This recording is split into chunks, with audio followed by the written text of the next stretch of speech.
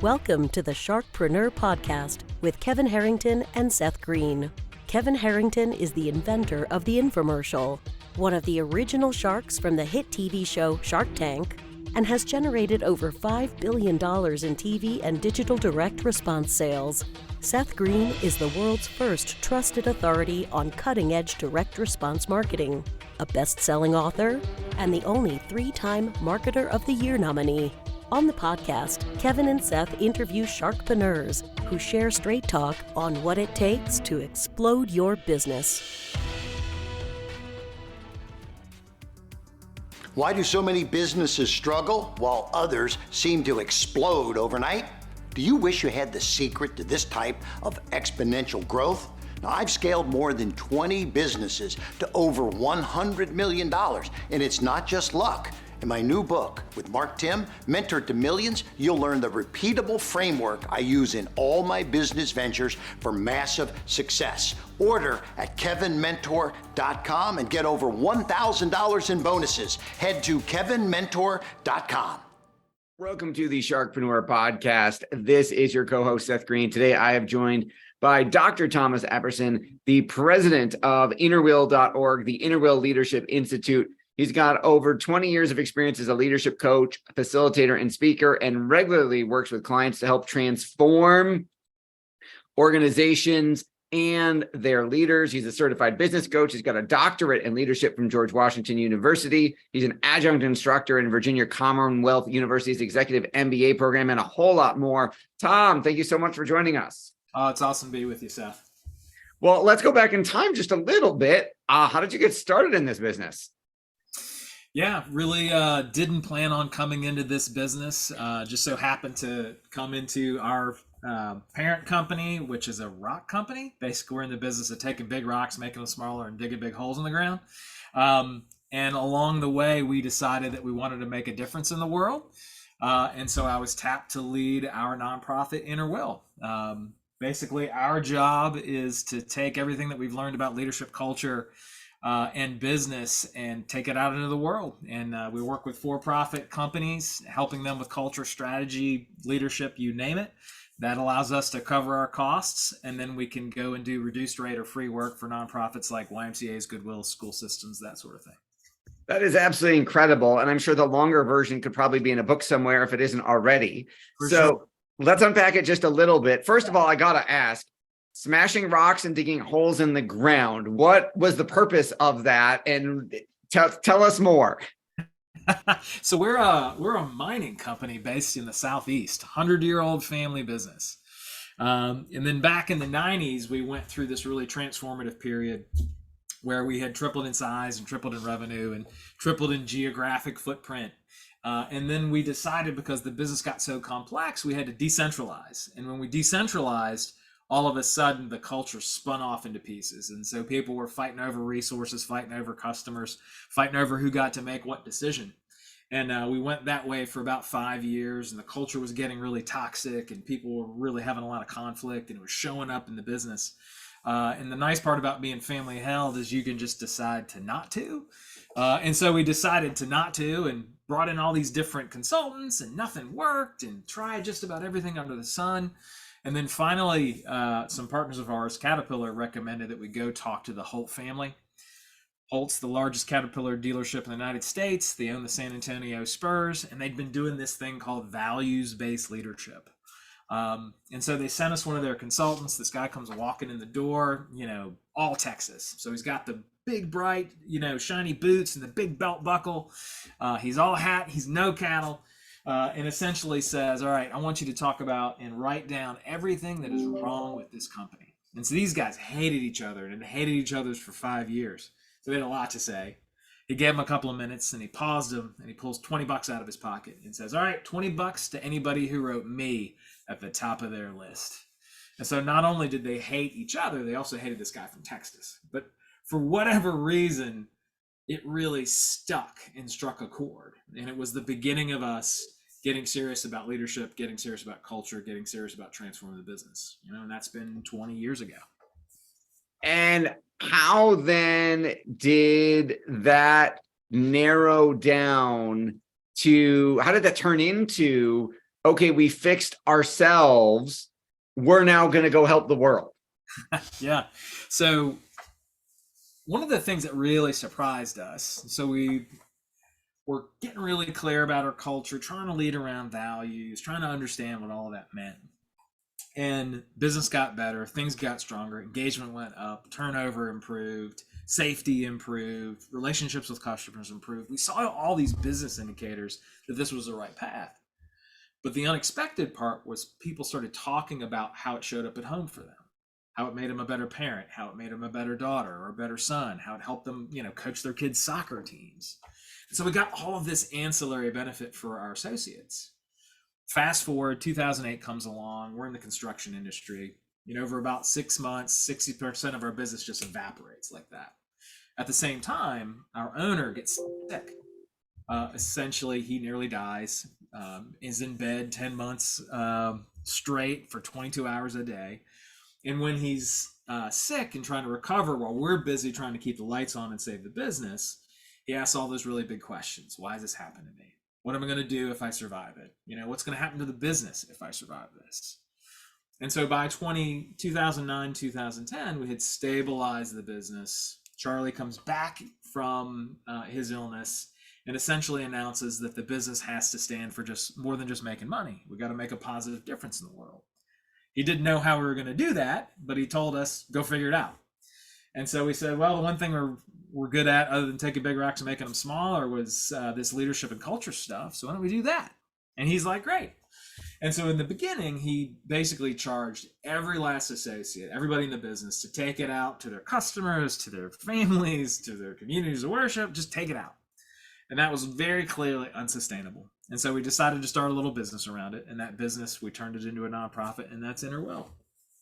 That is absolutely incredible. Now, there are thousands, if not tens of thousands, if not more than that, leadership coaches, consultants, speakers. There's probably hundreds of thousands of leadership books on Amazon, but you have something different.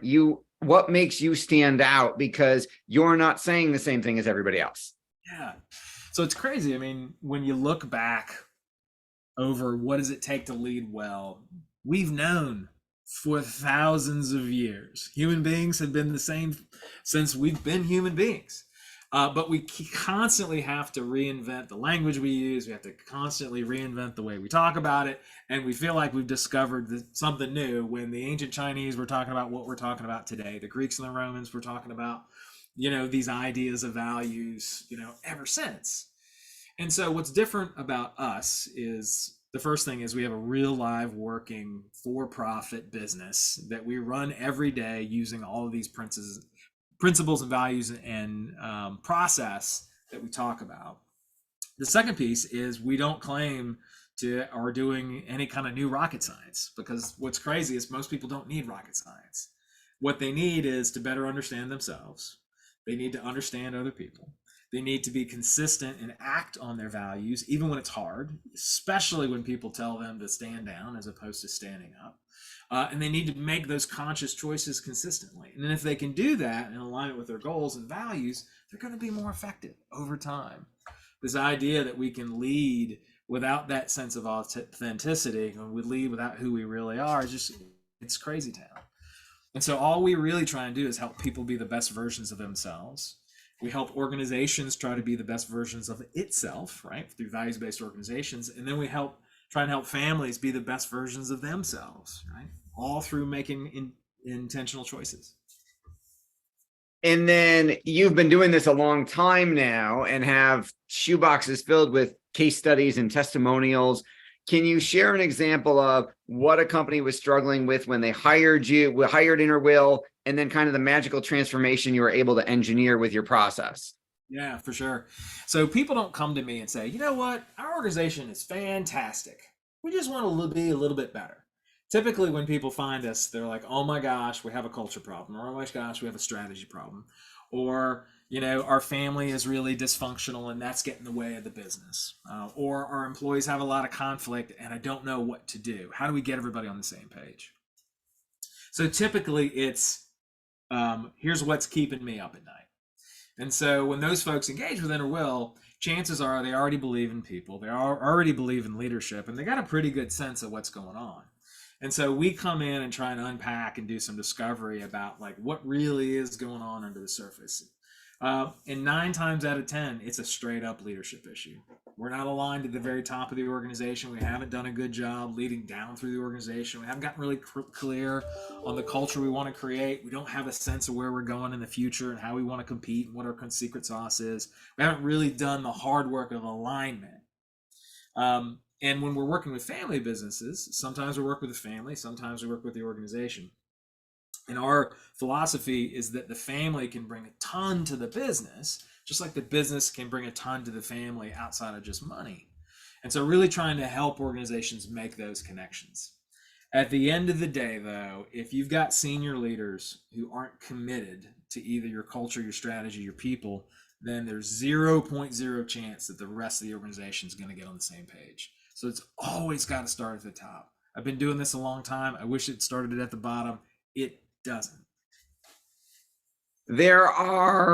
Culture has become such a buzzword nowadays.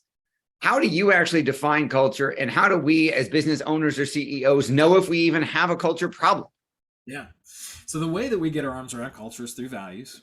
So values are just the shared beliefs and assumptions that drive behaviors and decision making, right? And so sometimes we know what they are, sometimes we don't. Every company has a poster on the wall or on a website that talks about what they value. What I tend to find is it doesn't have anything to do with the actual culture they're creating. And so step one is always, let's get really clear on what you actually value, not just what you say you value. And then step two is, how can we consistently act on it and use our values as a real business tool? How can we use it as a filter for making decisions? Thinking about M&A, how does that fit your values? Thinking about who you hire and who you fire, how does it fit your values? Thinking about how you pay people, how does it fit your values? Thinking about moving into a new geography, moving into a new state, starting a new product line, how does it align with that culture you're trying to create? So if you want to know if you've got a values problem or not, listen to what people say and see, is there a disconnect between what they say and what they do? Does the audio match the video? That's an excellent analogy. Now, you've helped InnerWill and all of the clients over the decades achieve so much success. What's your biggest challenge now? My biggest challenge is always me. That's the biggest lesson in this, is that you want to know where the problem is, look in a mirror. So for me, biggest challenge is I'm constantly trying to work on myself, trying to be a better dad, trying to be a better husband, trying to be a better leader of my team. I've got a real overdeveloped sense of responsibility, which means that I take on too much and feel responsibility for the whole wide world, clients, team, you name it. Seth, I feel responsible for you right now. I want you to have a great experience. And so I'm always trying to not really to over-index on responsibility, to ask people for help, to really help empower them versus disempower them. Otherwise, I just want to put everything on my shoulders. And that really leaves a lot of people out. Plus, I just grind myself into the dust. It's really easy for me and hard. It's easy for me to take on stuff. It's hard for me to ask other people to kind of share the load. And that's really what I'm working on these days. I'm sure in the future, I'll be working on something else. I've spent a lot of time over the past 25 years working on my ability to listen, my ability to care about other people's feelings and empathize with them. You name it. I'm a messy work in progress. Fair enough. Your passion is obvious. What do you like best about what you're doing?